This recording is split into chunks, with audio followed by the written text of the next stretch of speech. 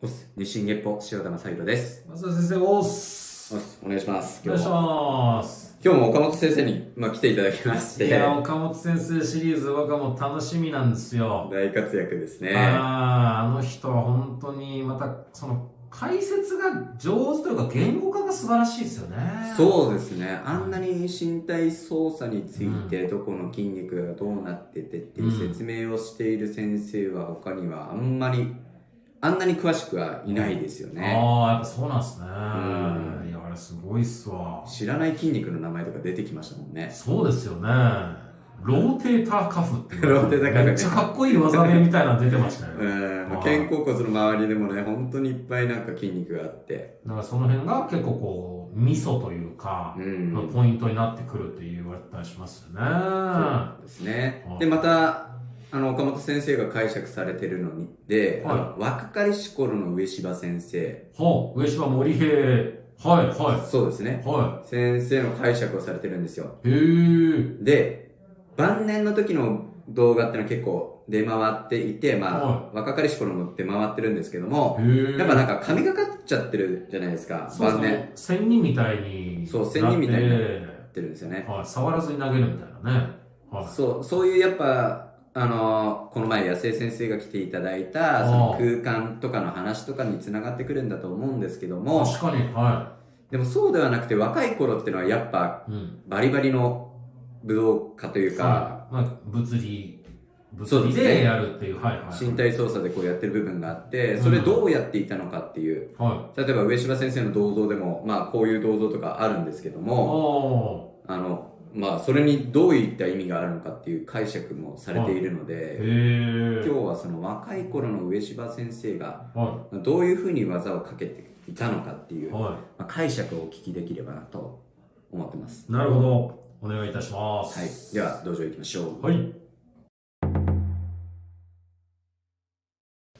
はい、また岡本先生に来ていただきました。ありがとうございます。お願いいたします。今回はその若かりし頃の上柴先生のその解釈っていうところをお話ししていただきたくて、で、上柴先生も若かりし頃と晩年で全然技が違うんですよね。変化していってるんですね。変化してます。だから大統領でちょっと硬い万歳返しですか、ああいう技やっててえいってやってた時期もあるし、ちゃんと後ろ足がピンって伸びて、でも晩年はもう神がかってるじゃないですか。この前お話した安江先生とかも空間を共有してたんだとか、そういうお話をなさってましたけども、確かにそういう力をされてたんじゃないかなと。でも若い頃ってやっぱり体の力こう頼ってた部分があると思うので、そこの先生の解釈をちょっとお聞きしたいなと思って今日はお呼びさせていただきました。よろしくお願いします。お願いします。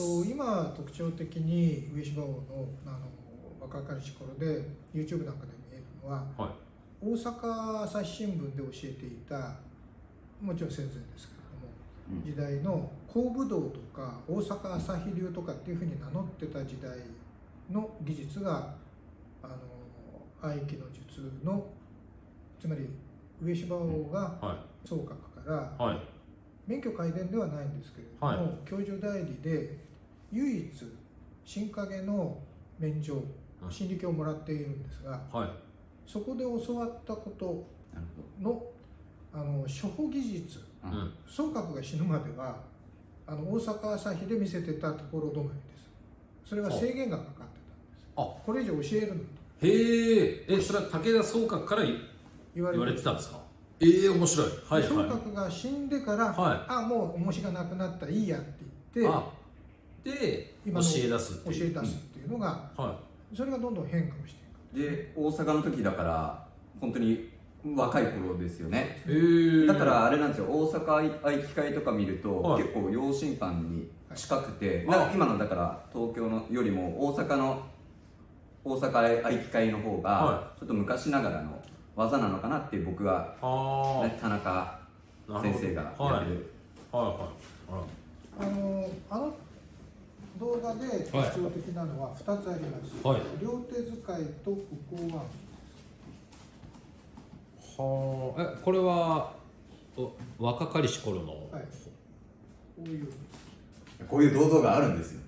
こういう銅像があるんですか？上島先生の本当ですか？神社にちゃんとこういう銅像があります。まあ立ってますけどね。長崎の平和記念像みたいですよね。それもそう思いましたけど、へこえ。れをこうするとね、白衣章。ああ、中国憲法の。はい。は同じなんです。チップ入れて、どんどん。あ。ああ、なるほど。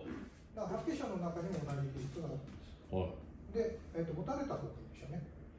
ここを動かしません。はいここを動かしません。はいここにある右甲突起と上腕骨をつないでる。はいなんですか？なんですか今の、はもう聞き取れなかったです。右甲突起です。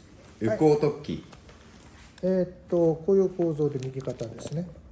これを右甲突起と言います。カラス口突起です。い。右甲、カラスの口のような形をしている、はここに、ここから上腕骨のここら辺に右甲腕筋という筋肉がい。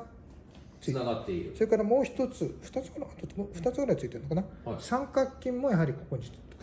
三角筋前、三角筋真ん中、三角筋後ろですね。へえ。それの一つがここについてるんですが、は右甲腕筋って、はいこの運動やこの運動を補助的に司っています。い。はい。両手でしっかり。動かないよね、動かないよね、動かないよね。でもここ回るよね。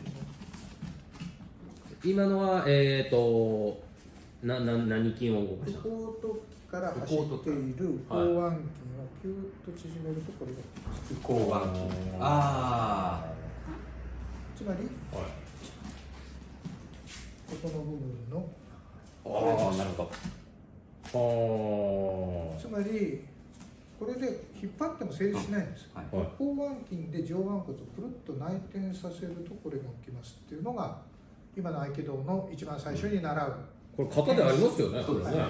こういう型。これの時に何をやってるか、ここら辺は全部しなして、は右甲腕筋だけひょいと仕事をさせるんです。へえ。で見ていただいて分かる通り、はい僕の体もかしいですよね。そうですね。ちょっと斜めになる。力を使ってる相手の重さが乗っかってきてる、はいめんどくさいよねっていうバランスを取るためにこっちの手を、あ、なるほどなるほどなるほど。へえ。バランスを取るためなんですね。合気道では両手使いをするのは、はバランスを保つ。い。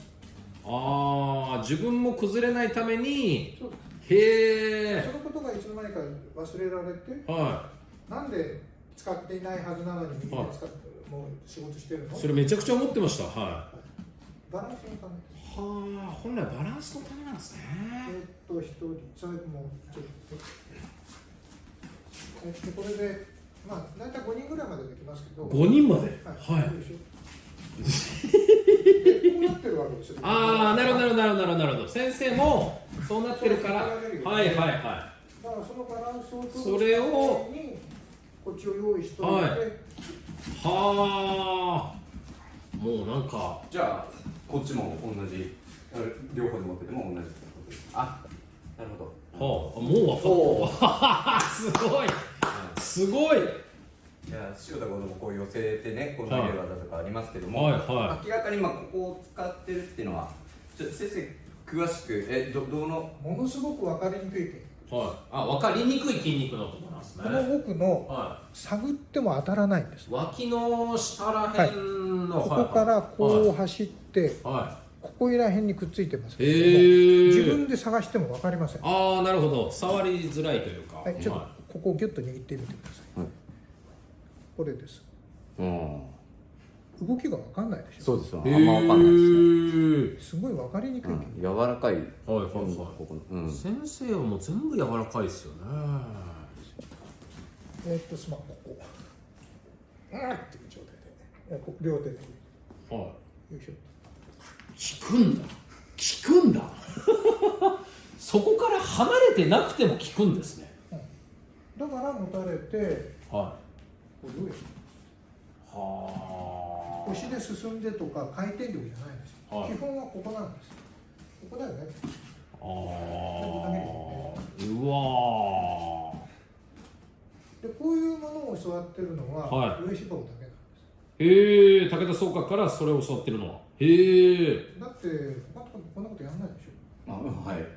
大統領書そうですね、聞いたことはないですし、確かにそうですね、いろんな大統領分かれてますけども、はだってこんなことしないもんね、大統領普通。い。へえ。何しないの教わってないから。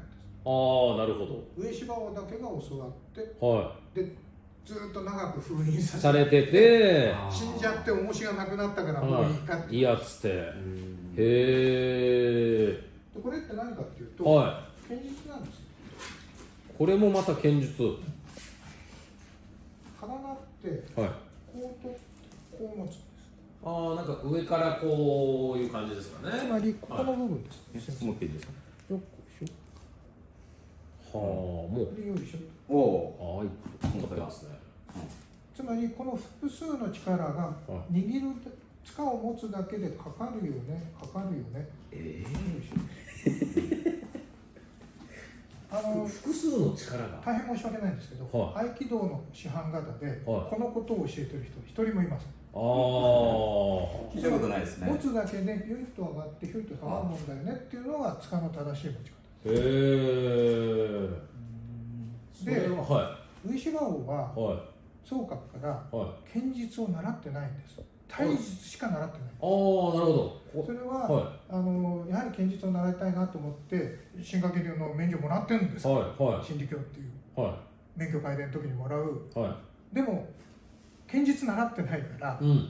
下女九三郎ってやっぱり新掛の達人のところへはい。入門して習いに行く。あ、別の剣術の先生に。その時に、まあ、下女九三郎は合気もやってるんですけど、ああ、なるほど。これ見て初めて「はい何ですかこれ」って聞いたんです。へえ。新掛ときたらこれなんです。袋時代なんですよ。はあ、はあ、は竹を割って漆を塗った牛皮をかぶらせて、これ何ですかって聞いたんです。あ。あ、へえ。知らなかっなるほど。このものを。たものを、はいということは剣術習ってないないっていうことですよね。何を習ったかっていうと、はこれを習っ体術。たと、はい、はで本来は剣術はこういうものですよ。持たなくていいです、はいよーいしょ、あ。はでこれができるのあ。がは辰の口という新掛の部位です。い。はあ。辰の竜の口ですね。口、辰の口。は辰の口に見立ててるんです。あここの部分あ。一生懸命で縮めてます、広げてます、V の字にしてます。はい、わかりますよね。い。その手の形が味噌というかポイントってことですか。でこの時に筋肉は一切使わないんです。は視床腱膜、こっち側の腱、はそしてここのアーチをい。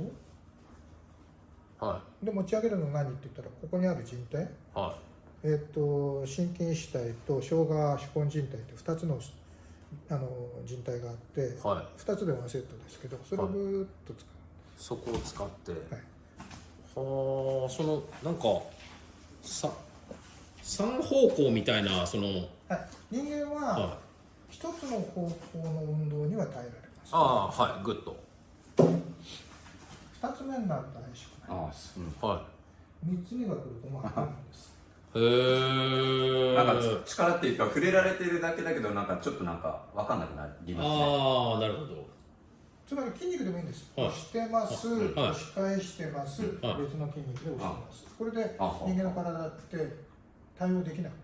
はあ、脳みそが分かんなくなっちゃうってこ大根なんとなんですか。ですね。だ魚の脳とか両生類あたりの脳がは人間のバランスを司ってます。はあ、はあはあは脳の役割の8割はそっちです。あー直立歩行に費やされてます。へえ、脳みその。はい、へえ視点っていうのは大脳皮質っていう脳の一番外側の、はほんのちょっとの厚さの白い部分で皮質で考えてる。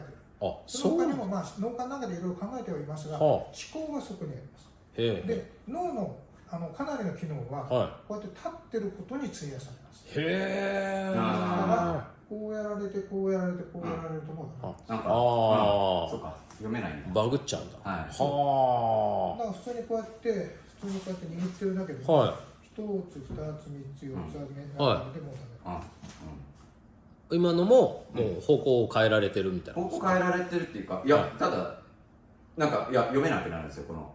いや、どこで読めなくなるんですか。ダメ。大体三つ目で、はい一つ目大丈夫、は二つ目からちょっと怪しくなって、三つ目はもう赤いんで。なるほどな。いやー、これ味わってほしいですね。これは伝わんですわ。うん。で、今指の筋肉しか使ってないんですけど、は充実なんです。1つやって2つやって3つやって、薬でしょ。